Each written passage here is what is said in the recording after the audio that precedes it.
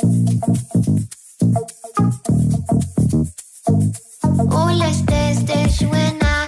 Move your body to the sky. Love the way you shake it down, break it down, move the thing around. Feel it in your bones. 윤석열 대통령의 비상계엄 선포 사태에 이어서 정치권의 탄핵 추진 등으로 국정 운영이 마비된 상황에 놓였습니다. 그런데 트럼프 2기 때는 피 흘리지 않는 글로벌 제재 전쟁이 더 강력해질 것이다. 이런 예고가 되고 있죠. 이대로라면 그 대비책을 세울 골든타임을 놓치는 게 아닌가 이런 우려도 나오고 있는데요.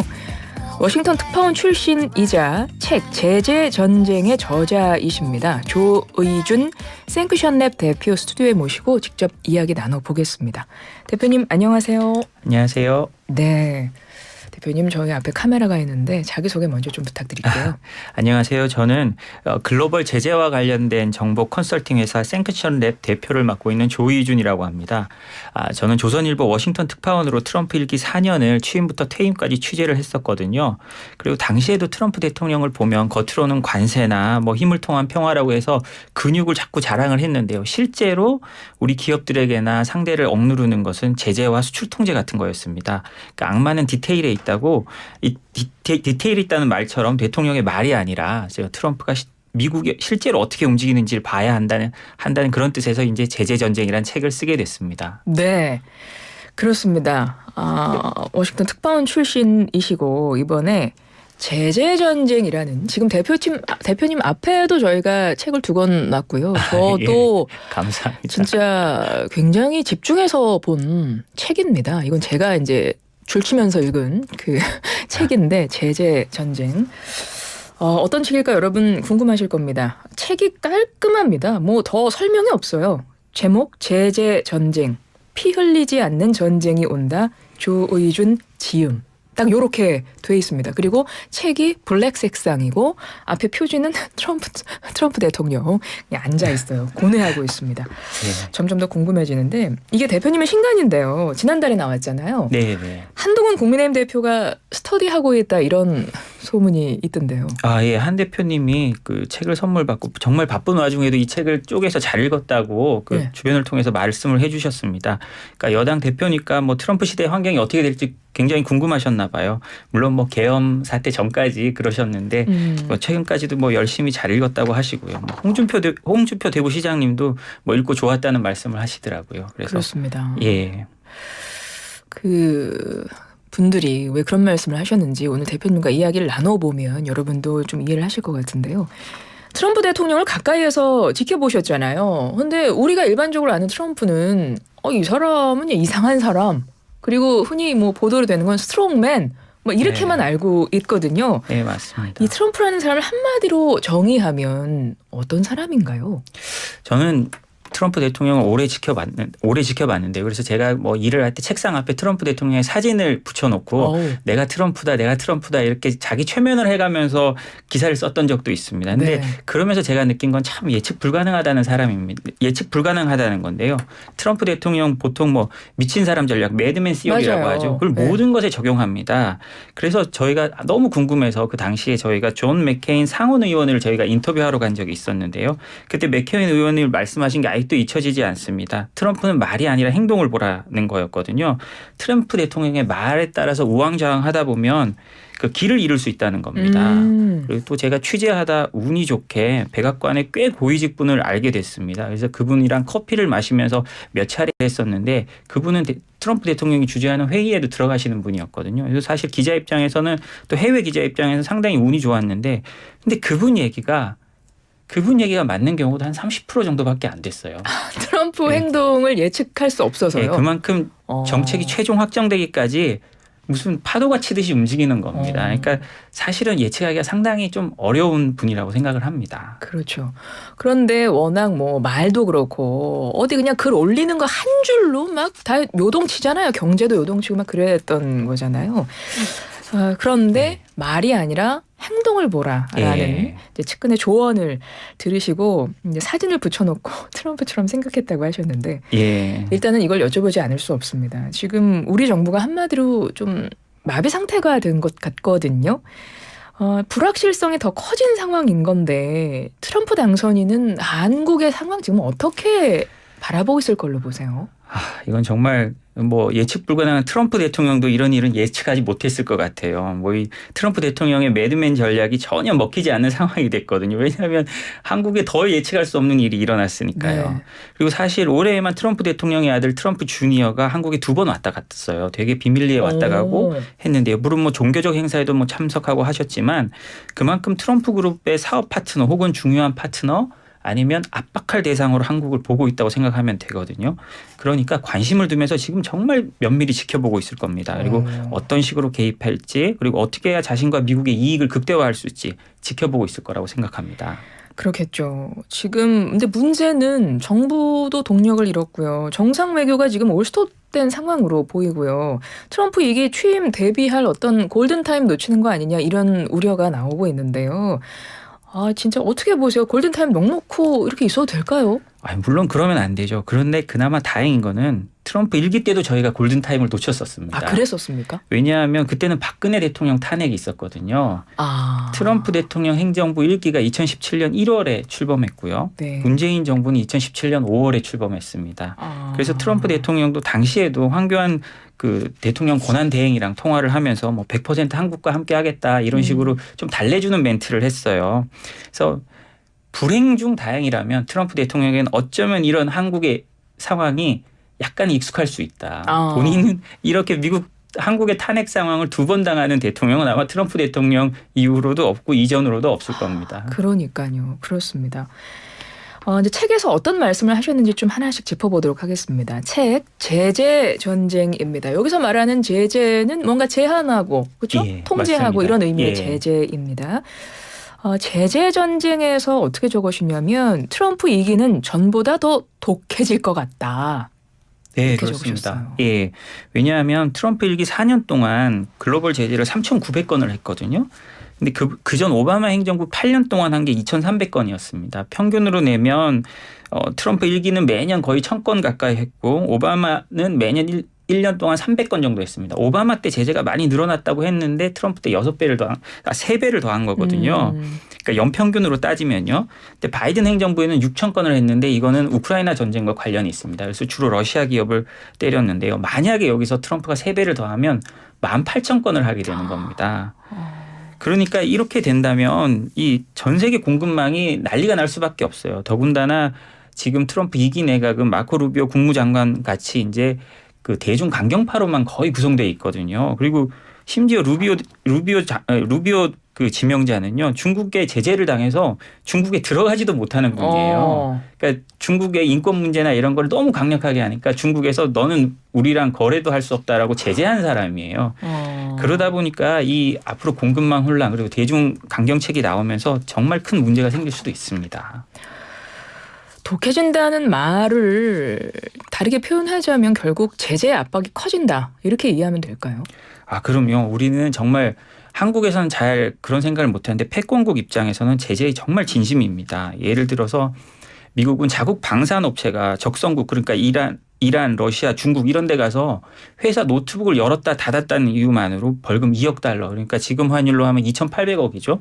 그 정도를 때릴 정도로 진심입니다. 그리고 유전자 변형 초파리가 있는데요. 네. 그 초파리라는 게 정말 작고 그리고 대부분 우방국에 수출이 됐어요. 그 대학교에서. 네. 근데 그런 걸 했다고 1년 동안 수출 금지를 때릴 정도로 미국은 강력한 제재를 하고 있습니다. 이게 패권국 입장에서는 우리가 패권국 입장에서 생각을 해봐야 되는데 기술적 우위, 힘을 우위를 유지하는 게 정말 중요하거든요. 이때는 한국의 입장을 사실 봐주지 않습니다. 우리가 아무리 동맹국이라 해도 봐주지 않고요. 그래서 최근 뭐 미국이 반도체 제재하는 것 보면 삼성전자가 큰 영향을 받았잖아요. 그런 것처럼 미국의 국가 전략이 우선인 상황이 그리고 트럼프가 되면 더더욱 심화될 겁니다. 그렇기 때문에 한국 기업들이 정말 조심하고 잘 대응을 해야 될 때가 됐습니다. 근데 이렇게 생각할 수 있을 것 같아요. 보통 제재라는 것은 뭔가 불량 국가, 우리가 흔히 가장 먼저 생각하는 뭐 북한이라든가 뭐 이런 나라들을 상대로 들어가는 게 제재 아닌가. 우리 같은 경우는 미국의 동맹국이기도 하고 나름대로 모범 국가인 건데 어떻게 제재받을 일이 어떤 게 있을까요? 물론 과거에는 그랬습니다. 근데 이제 이 제재가 과거에는 정말 불량 국가들을 처벌하는 수준이었고요. 그랬는데 이제는 패권 경쟁의 수단으로 이걸 쓰니까요. 그 당시와는 아주 달라진 겁니다. 트럼프 행정부 1기 당시에 그 국방부 장관이었던 제임스 매티스 국방장관이 말씀하시기를, 그리고 그때 그 미국 행정부의 트럼프 행정부의 공식 반응이 지금 이 시대를 정의한 게 열강 경쟁의 시대였습니다. 사실상 냉전 시대와 같은 때로 돌아간 겁니다. 이제 자신들의 전략적 경쟁자와 거래하는 국가는 자기 편이 아니라고 사실상 선언을 했고 이제 2기가 되면 그게 더 심화될 거거든요. 그러니까 우리가 모범국이자 동맹국이란 걸 과거에는 그랬지만 이제 앞으로도 그럴 거라는 걸 우리가 보여주는 시대가 된 겁니다. 그러니까 우리가 어떻게 행동하느냐에 따라서 그쪽에서 우리를 봐주는 시대가 된 거죠. 그리고 관세나 제재나 이런 게 동맹국의 등급에 따라 아마 다 나눠지게 될 겁니다. 그렇기 때문에 우리가 어떻게 증명하는지를 그쪽에서 끊임없이 요구하게 될 시대가 돼버린 겁니다. 예, 제가 이렇게 질문을 드리겠습니다. 아니 미국이 뭔데? 미국이 무슨 자격으로 그러는 거지? 라는 질문이 그렇죠. 들 수 있을 것 같아요. 항상 그렇게 이거는 강대국의 논리로 움직이는 건데요. 미국이 무엇을 가지고 그렇게 할 수 있느냐? 네. 사실은 가장 큰 힘은 달러입니다. 달러. 우리가 모든 수출, 수입, 그리고 사실 한국의 원화 자체도 달러의 교환 비율로 그렇죠. 그 가치가 인정되는 거잖아요. 네. 미국은 달러를 가지고 있기 때문에 이 달러를 우리에게 맞지 않는 목적에 쓴 사람을 처벌한다라는 게 특히 금융제재의 가장 큰 원칙입니다. 그렇게 되면 전 세계 어떤 기업도 사실 빠져나가기 힘들어지는 거죠. 달러가 기축통화이기도 하니까 예. 그 어느 나라도 사실은 달러에서 이렇게 빠져나올 수 없는 거잖아요. 그렇죠. 다 그걸로 모든 게 돌아가니까. 그러니까 미국이 무슨 자격으로 뭔데? 라고 말하기보다는 지금 경제가 그렇게 돌아가고 있으니까요. 세계 우리가 움직임이. 거기 대응해야지 거기 불만을 가진다고 해결할 수 있는 방법이 없습니다. 그렇습니다. 이번에 트럼프 당선인 보면 뭐 그때도 그랬습니다. 미국 우선주의, 보호무역주의 전면에 내세웠었잖아요. 근데 이전보다 더 독해진다라고 하면 그럼 우리 입장에서 좀 가장 걱정되는 산업 분야 어디라고 볼 수 있을까요? 지금 당장은 뭐 많이 나오듯이 반도체, 자동차, 배터리 업계 이런 게 될 겁니다. 근데 이게 제 책에도 적었지만 이건 이제 출발일 뿐입니다. 이제 반도체는 우리에게 아주 중요한 산업이기 때문에 신호탄 정도로 생각해야 됩니다. 이게 전자, 자동차, 수산물, 심지어 패션, 광업 모든 분야로 커져가거든요. 사실 미국은 요즘에 중부 동부 연안의 수산물 가공업체나 중국 내륙의 광물업체 끊임없이 제재하고 있습니다. 이거 왜냐하면 신장 위구르 지역 강제노동 문제가 있는 신장 위구르 지역 인력을 쓰고 있다는 건데요. 최근에는 중남미에 있는 중국 업체들까지 제재하고 있어요. 그러니까 이게 글로벌, 그다음 인권, 민주주의, 그다음 업종에 상관없이 퍼져나가고 있습니다. 그러니까 업종에 상관없이 퍼져나가고 있고, 그리고 제가 책을 읽으면서 좀 놀랐던 부분이 뭐냐면 보통 제재, 뭐 수출 통제 뭐 이런 거 하면 그냥 어떤 품목 그냥 이렇게만 보통 생각을 하지 않습니까? 예. 근데 그렇지가 않더라고요. 이게 예. 제재가 된다고? 라고 생각하는 것도 제재가 되더라고요. 예, 그러니까 뭐 예를 들자면 신장 위구르 지역에서 생산된 모든 물품은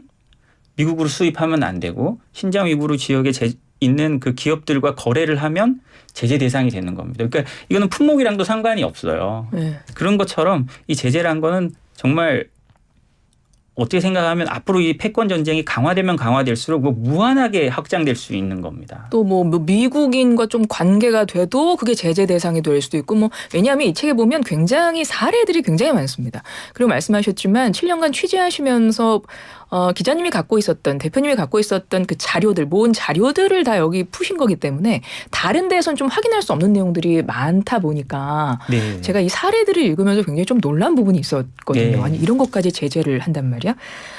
그러니까 그게 제한이 없더라고요. 예, 제한이 없습니다. 실질적으로는. 그러니까요. 이번에 보면 HBM 수출 통제 발표에 의해 중국에서도 보복 조치에 나섰다고 하고, 유럽도 사실 미국의 제재 전쟁에 좀 참전할 것 같다, 이런 네. 전망도 나오고 있는데요. 야, 이 사회 속에서 우리나라는 어떻게 해야 될까요? 정말 중요한 시점이라고 생각합니다.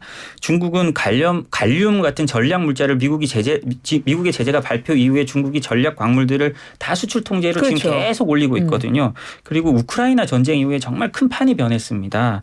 그러니까 유럽은 그동안 경제적 이유 때문에 중국을 제재하는 걸 상당히 망설였거든요. 참전하지 않으려고 했습니다. 그런데 중국이 러시아 전쟁 물자의 80%를 공급한다는 나토 보고서가 있을 정도로 둘이 밀착되어 있는 게 알려지니까 유럽도 어쩔 수가 없어요. 그리고 한국 사람들은 지금 잘 모르고 있는데 그 러시아와 접경한 핀란드 이런 데는 군인들이 완전 군장을 하고 지금 늘 대기하고 있는 상황입니다. 그리고 대피 훈련을 하고 있고요. 그러니까 유럽의 정서도 이제 더 이상 경제적인 문제만 따질 수 있는 상황이 아닌 겁니다. 그렇기 때문에 정치가 확실하게 경제를 끌어가는 시대가 곧 올 수도 있고 그럼 사실은 뭐 그러면 좀 불행해지겠지만 그런 식으로 가고 있다는 건 어쩔 수 없는 것 같습니다. 예. 피 흘리지 않는 전쟁, 제재 전쟁. 어떻게 대책을 세우는 게 좋을까요? 사실은 뭐 우리가 국제 정세가 어떻게 변할지 우리가 예상할 수가 없습니다. 뭐 일단 어느 정도 예상은 하겠지만 그게 맞는다고 할 수가 없거든요. 네. 그러니까 예측이 아니라 대응을 얼마나 민첩하게 하느냐가 저는 운명을 가릴 거라고 생각합니다. 그러니까 제재는 진짜 이번에 저희가 겪었듯이 약간 계엄과 같습니다. 강대국의 정치적 결정을 따라서 내려오고 우리의 무슨 항변이나 이런 게 먹히질 않거든요. 그러니까 어떻게 대응하냐가 중요한데 다행인 점은 우리가 계엄 해제 방식을 헌법에 규정해 놓았듯이 미국도 벌금을 깎아주거나 위반해도 봐주는 규정들을 만들어 놓았어요. 뭐 예를 들자면 그 제재 규정 준수 프로그램 SCP라고 하는데 그런 걸 갖고 있으면 봐주거나 경고에 그친다든지 하고 직원들에게 계속 제재 위반하지 말아라는 교육을 하면 봐준다든지 하고 어쨌든 저희가 어떻게 될지 모르니까 이런 대응 방식을 우리 기업들이나 뭐 작은 수출입하는 분들이라도 갖춰놓고 있는 게 중요하다고 생각합니다. 대표님께서 이 책을 준비하시고 이걸 모든 사례를 정리해서 이렇게 책을 쓰셨는데 외국 해외 다른 나라들이 준비하고 있는 그 상황과 우리나라 비교하면 우리나라 지금 어느 정도입니까? 이거 준비하고 있는 그 수준이. 우리나라가 사실 아직 우리나라가 뭐 유럽이나 뭐 이런 나라 유럽이나 미국에 비해서는 아주 적죠. 예를 들자면 네덜란드의 라보 은행이라고 네덜란드의 농협 같은 은행이 있습니다. 그런 그 은행은 그러니까 제재 회피를 막고 난 수출 통제 이런 걸 하고 그다음에 자금 세탁을 막는데 연간 은행이 쓰는 돈만 1조 원이 넘거든요. 1조 5천억인가 그렇습니다. 네네.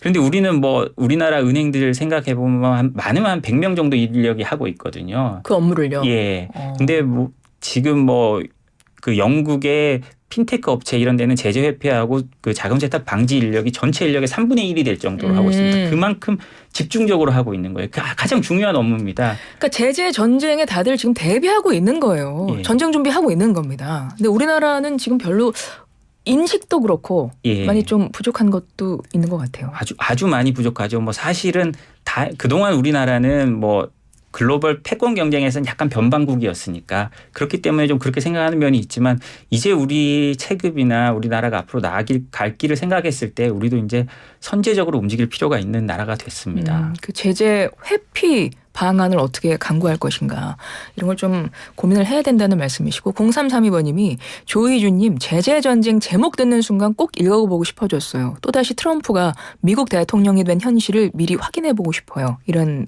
의견 주셨고요. 5129번님이 다들 트럼프 코드 맞춘다고 비상이라던데 우리나라만 손 놓고 있는 형국 같아요. 트럼프는 우리의 이 상황을 호재라고 생각할까요? 악재라고 볼까요? 트럼프 입장에서는 자기 나라의 이익을 극대화하고 자기가 뭔가를 해냈다는 걸 보여주기 위한 도구로 사용할 겁니다. 그렇기 때문에 예전에 트럼프가 한 게 있었는데 트위터에 땡큐 삼성이라고 한번 올린 적이 있었어요. 예. 그때 근데 사실 삼성에서는 확실하게 투자를 결정을 하지 않은 상황이었거든요. 예. 트럼프가 땡큐 삼성이라고 올려놨으니 삼성은 무조건 해야 되는 상황이 됐습니다. 그런 것처럼 트럼프 대통령이 이 상황을 어떻게 이용할까.